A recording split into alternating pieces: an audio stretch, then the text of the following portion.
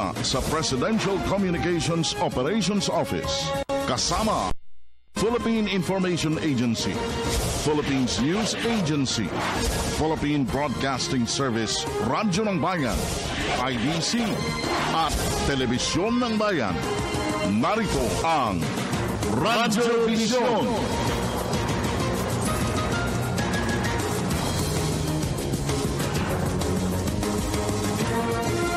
Okay, Vebs, at sa puntong ito, buksan na natin ang ating hapag ng talastasan. Yes, kapiling po natin ngayong umaga mga kaibigan ang representative o sectoral representative ng National Anti-Poverty Commission, si Ginoong Ed Mora. Magandang umaga po, sir.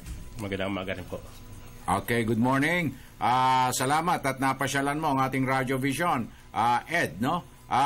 Sa ngayon, ano ba ang pinagpupursigihan pa ng ating National Anti-Poverty Commission, partikular itong ating mga sektor ng magnyunyog sa bansa? Una-una po, yung aming pangunahing program ngayon sa bahagi ng mga magkasaka. Kasi ito pong usapin ng Kukulibi, noong pong November 26, ito nakaraang taon, ay nagkaroon kami ng pagkipag-dialog sa ating Pangulo at ang usapan ay is-certify as urgent yung batas sa Kongreso at saka Senado. Okay. Kami po ay natuwa doon kasi hinarap kami ng mahigit 3 oras ng ating Pangulo kasama ng mga gabinete. Sa ngayon, kami po ay muling aabot na naman ng 1 taon kasi nagmarcha kami mula noong 21 ng September mula Davao hanggang Metro Manila ng 175 kilometer. Ngayon po ang status nito, Francis, ay sa Kongreso po ay maganda ang balita kasi pasado na. Pasado na yan. Pasado na sa Kongreso. Okay. Isinampa na ngayon sa Senado. Ngayon sa Senado po, ang problema natin dito, isa na lang na kumbaga si Senator Osmeña ay merong magandang panukala naman na katulad din namin na pag-ingatan yung pera.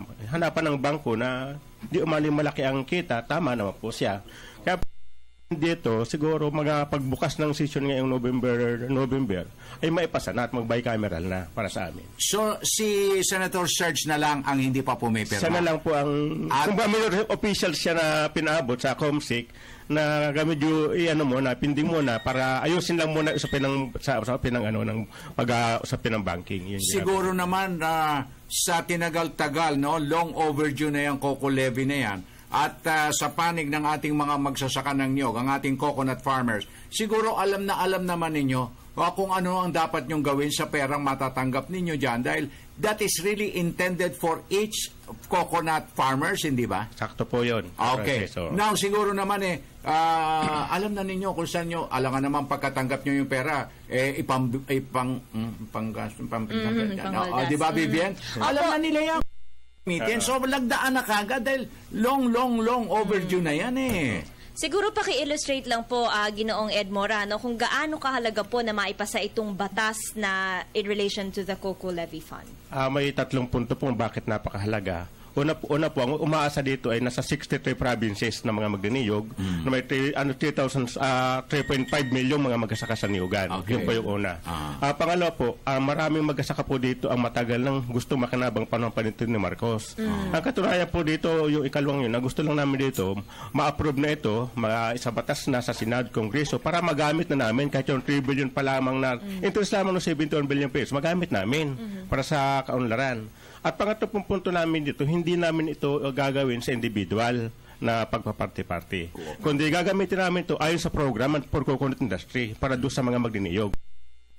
Napakaganda po ng intensyon namin dito. At ang may kinabang dito, lahat ng mga magniniyog, hindi lamang po yung 71 nagmarcha, nakasama ko mula Davao hanggang Metro Manila. Mga ilan pa kaya ang beneficiary o supposedly beneficiaries? Ang sa ngayon po, ay yung binabanggit ko, beneficiary ay 3.5 milyong mga magkasaka sa niyugan 3.5? Opo. Coconut farmers? Coconut farmer yan. Lahat yan buhay pa? Ay, yung pong dumadami nga kasi may namamatay. Ang katunayan po nito, ka-apprentice, panahon pa ito ng Marcialo. Yung Coco Levy yan. Matagal ng usapin niya, Kaya, kumbaga, napakatagal na nito. Bakit kaya ay hindi maipatupad agad ng ating gobyerno para sa aming mga magkasaka sa niyugan para makinabang naman kami?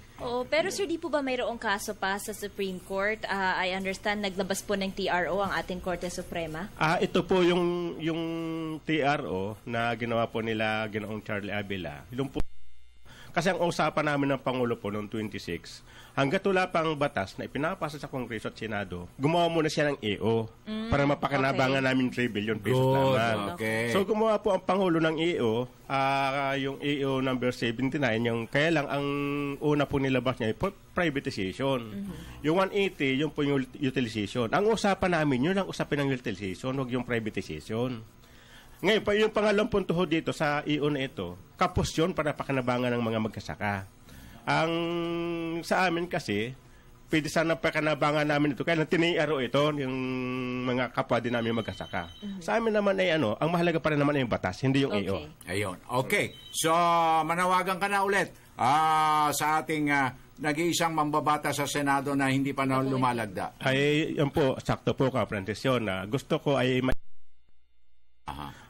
kay Ginong Serge Osmeña na ito naman ay para sa kapaboran ng mga magkasaka sa Niyogan at sa katulong niya ay ma-approve na ito para tumalo na ito sa bicameral.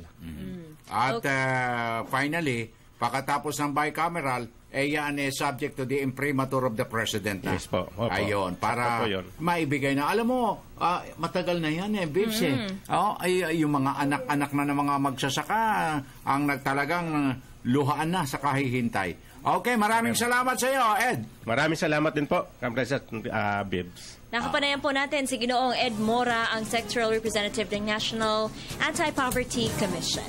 Dito na po mga kaibigan nagtatapos ang isa na namang edisyon ng Radyo Vision. Pero po para sa mga katututok lang, maaari niyo po kaming panoorin online sa www.ptv.ph. Ako po ang inyong lingkod, Vivian Gulia. At ang inyo pong kaagapay, Francis Cancino, sa ngalan ng Radyo Vision Family. Nag-iwan na isang mapayapa, masagana at magandang umaga. Have a nice Monday ahead of us. God bless until tomorrow. Maraming salamat po.